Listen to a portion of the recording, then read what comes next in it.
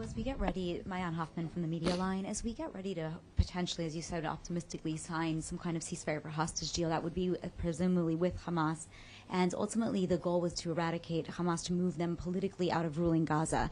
As we sign the ceasefire, is there any indication or vision for Hamas continuing, therefore, to rule Gaza in some perspective, or do you have a vision of somebody else taking over in the interim? So if you go back to President Biden's speech in late May, laying out the terms of a phased ceasefire and hostage deal, the basic elements of and the basic framework of that deal are still live and part of the discussions that are happening today. In that speech, he said that this is a roadmap to end the war, and it's a roadmap to a future of Gaza without Hamas in power. Now, there's a lot of steps between here and there, which is why a deal like this proceeds in phases. But that has been the stated position of the United States government going back several months. But is there any progress with them?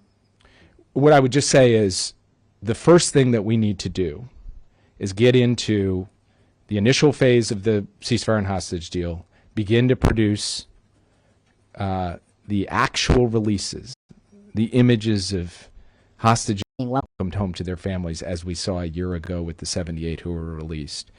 And then the terms of the deal are built on the idea that there will be ongoing discussions, diplomacy, negotiations to move from phase one to phase two. So that's an ongoing process that will continue. Final question. Yeah.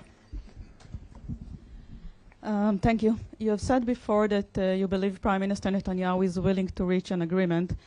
And the defense minister has said yesterday it is possible. He's told it to Secretary Austin. How close are we?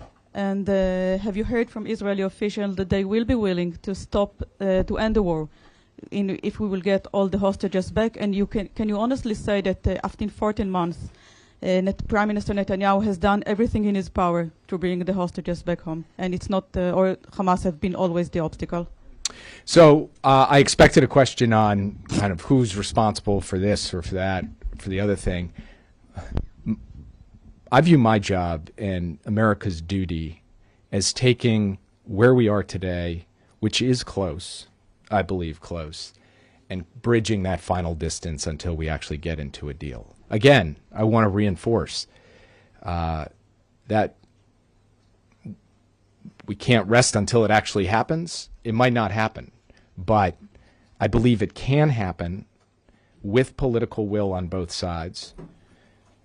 The Israeli government has indicated, including the Prime Minister, they would like to see this done. We see movement from Hamas. We see commitment from the mediators. And I will go to Doha and Cairo to try to ensure the final impetus is there to bring this all together. Beyond that, I'm not going to characterize the state of play other than to say the reason that we are so determined to do this is at one level fundamentally human, which is to get people safely home to their families, and to create calm for a period where suffering people in Gaza can get relief. But it is at another level deeply strategic. We think it is in the American strategic interest as well as in the strategic interest of Israel to do this deal. That's true of the current administration. It is true of the incoming administration. It is true across the aisle in the United States, and that's why we're going to continue to work together to try to get this done. Thank you all very much. Sullivan, a final question.